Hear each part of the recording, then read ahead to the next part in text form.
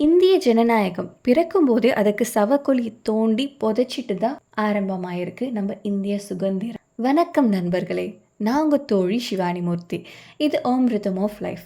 இந்தியாவுடைய முதல் குடியரசுத் தலைவர் யாரு என்பது உங்களுக்கு எல்லாருக்கும் தெரியும். ஆனால் அவர் எப்படி நம்ம இந்தியாவுடைய குடியரசுத் தலைவர் ஆனார் அப்படின்றது தெரியுமா? தெரிஞ்சு போவாங்க. இந்தியாவுடைய முதல் பிரதம மந்திரியான பண்டித் ஜவஹர்லால் நேரு எப்படி இந்தியாவுடைய பிரதமர் ஆனார் அப்படின்றதற்கு பின்னாடி பல அரசியல்கள் இருக்குது. அதில் மெயினாக ஒருத்தர் லீட் பண்ணியிருக்காரு. அவர் நம்ம நாட்டோடைய தலையெழுத்தையே மாற்றி எழுதியிருக்காருன்னு தான் சொல்லணும். அது வேற யாரும் இல்லை, நம்ம மகாத்மா காந்தி. 1946 காங்கிரஸுடைய உள்கட்சி தேர்தல் நடக்குது. இந்தியாவுடைய அடுத்த பிரதம மந்திரியை நியமிக்க போகிற இந்த உள்கட்சி தேர்தல் இந்தியாவுடைய சுதந்திரத்துக்கு முன்னாடியே நடக்குது.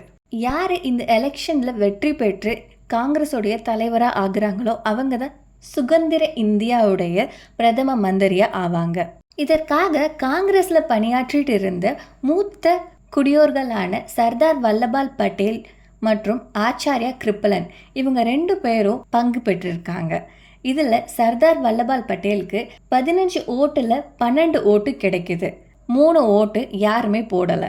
ஈஸியாக சர்தார் வல்லபாய் பட்டேல் இந்த தேர்தலில் வெற்றி பெறாரு.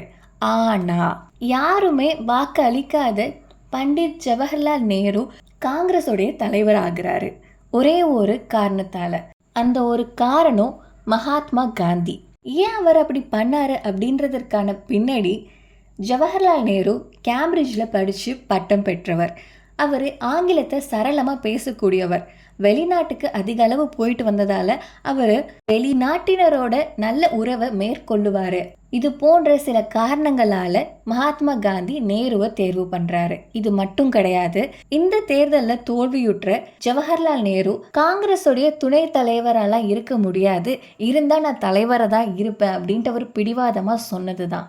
இதை கேட்ட மகாத்மா காந்தி யாருமே வாக்களிக்காத நேரு இந்த தேர்தலில் வெற்றி பெறணும், காங்கிரஸுடைய தலைவர் ஆகணும் அப்படின்ற குறிக்கோளோட சர்தார் வல்லபாய் பட்டேல் கிட்டக்க போயிட்டு நீங்கள் இதில் இருந்து விலகிக்கோங்கன்னு சொல்கிறாரு. மறுபக்கம் சர்தார் வல்லபாய் பட்டேல் மக்களுடைய தலைவர்னு அழைக்கப்படுறவர், நல்ல ஆட்சியாளரும் கூட. இருப்பினும் மகாத்மா காந்தி கேட்டுட்டாரே அப்படின்ற ஒரே காரணத்தால் இந்த போட்டியிலிருந்து அவர் விலகிக்கிறாரு. இதன் விளைவு பல ஆண்டுகள் ஜவஹர்லால் நேரு தொடர்ச்சியாக இந்தியாவுடைய பிரதம மந்திரியாக இருந்துட்டு வந்தார். கூர்ந்து கவனிச்சிங்கன்னா இதுவும் மன்னராட்சி போல தான் தொடர்ந்துட்டு இருந்துச்சு. இந்தியாவுக்கு சுதந்திரம் கிடைச்சி ஜனநாயகம் தான் வேணும் அப்படின்ட்டு சொல்கிற அந்த தருணத்திலையும் ஜனநாயகத்தை கொன்னுட்டு சுயநலத்துக்காகவும் பொதுநலத்தை கைவிட்டு முடிவெடுத்திருப்பாங்க. இதன் விளைவு இந்தியாவுக்கு பல அடிகள் வெளிநாட்டில் இருந்தும் உள்நாட்டில் இருந்தும் நடந்துச்சு. அதை பற்றி நம்ம இன்னொரு வீடியோவில் தெரிஞ்சுக்கலாம். நான் உங்கள் தோழி சிவானி மூர்த்தி. இது ஓம் ரிதம் ஆஃப் லைஃப். நன்றி, வணக்கம், வாழ்க வளமுடன், ஜெய்ஹிந்த்.